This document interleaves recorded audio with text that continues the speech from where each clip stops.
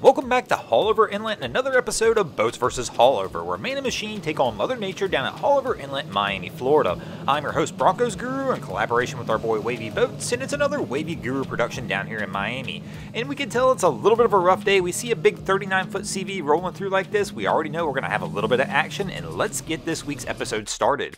Our first boat to come through and do battle with Haulover Inlet is going to be a large Sea Hunter, and let's see how our captain and crew fare as they enter toward Haulover.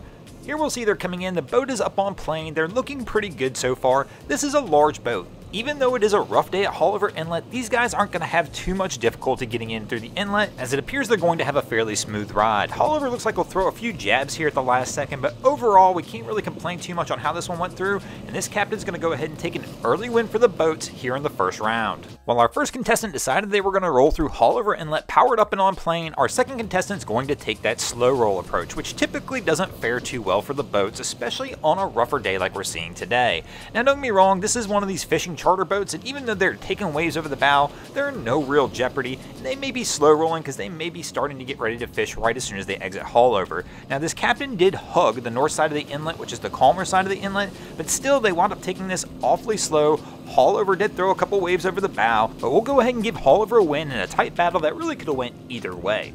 In our third round, we're going to see what we would call a close call. Here we're going to see this mystery rib vessel come rolling through Haulover. If you guys know what this vessel is, go ahead and light it up in the comment section below and let us know. He kind of slowed down right as he approached Haulover and was going to go ahead and pick his line and his timing. Now we can see he's getting up on plane and starting to push his way through the inlet. Here, usually on a rougher day like this, I'd like to see a little more trim up. Oh, and he almost stuffs the bow. It looks like it stayed up, but let's go back and take a look at the replay. And right here you can see it looks like with that extra flotation from the ribs that he just kept that bow out of the water. But it was a close call, and we'll go ahead and give this round to the boats. And that'll take us into our fourth round with the boats having a 2-1 lead, but we're about to see one of the most famous moves that happens at Haulover. Here we're going to see this vessel starting to make their way out of the inlet. As we already know, it's a rough day and probably not a day these guys should be out here, but you know what? These guys decide pretty quickly that that is absolutely the case and they don't want nothing to do with Haulover today, and we're going to see that famous Haulover U-turn. Even though I feel these guys made the right choice for the day, that's still going to give this round to Haulover Inlet, and that's going to take us into our fifth and final round tied at 2 apiece. Who will take the win this week? Will it be the boats or Haulover Inlet? In our next round, we're going to see something that I call almost. And when I say almost, I actually almost bought this boat. About a year and a half ago, this boat was for sale on Boat Trader when I was shopping around, and I remember taking a good look at it. Man, I wish I would have saw this video evidence then, because that might have helped sway my decision one way or another.